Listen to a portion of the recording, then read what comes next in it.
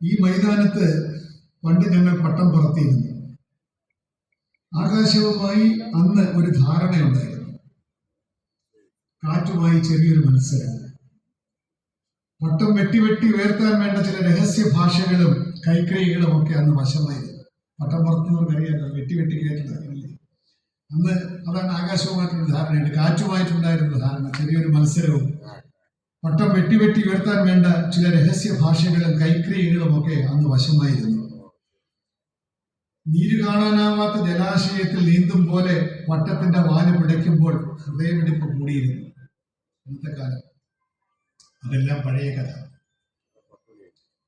പട്ടം പറത്തുന്നത് അതെല്ലാം പഴയ കഥ. പട്ടം പറത്തുന്നത് ദുസ്സാധ്യമാണിപ്പോൾ. ഈ കവിതയിൽ നമ്മൾ ഉപയോഗിക്കുന്ന ഒരു വാക്ക് പെട്ടെന്ന് ആ വാക്കല്ലാതായി മാറുമല്ലോ. പട്ടമല്ലാതായി മാറുന്ന ഒരു ഘട്ടത്തിലാണ് ഈ കവിത ഇപ്പോൾ. അതെല്ലാം പഴയ കഥ. പട്ടം പറത്തുന്നത് ദുസ്സാധ്യമാണ് ഇപ്പോൾ. നിരോധിച്ചിട്ടില്ല, പക്ഷെ കർശന നിയന്ത്രണങ്ങളുണ്ട്. നിരോധിച്ചിട്ടില്ല, പക്ഷെ കർശന നിയന്ത്രണങ്ങളുണ്ട്. ആകാശത്ത് അദൃശ്യ അതിർത്തികളുണ്ട് ഇപ്പോൾ. കാൽപെരുമാറ്റമില്ലാത്ത മൈതാനത്ത് കാട്ടുപൊന്തകളുടെ ഉപജാപമാണിപ്പോൾ.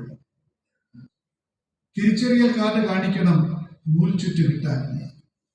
ചിലർക്കൊന്നും കളിക്കാൻ അനുവാദമില്ല. അനുവദിച്ചാലും ചിലരുടെ പട്ടങ്ങൾ അധികം ഉയർന്നു പറക്കാൻ പാടില്ല. എനിക്കിപ്പോൾ പട്ടവുമില്ല, ആകാശവുമില്ല.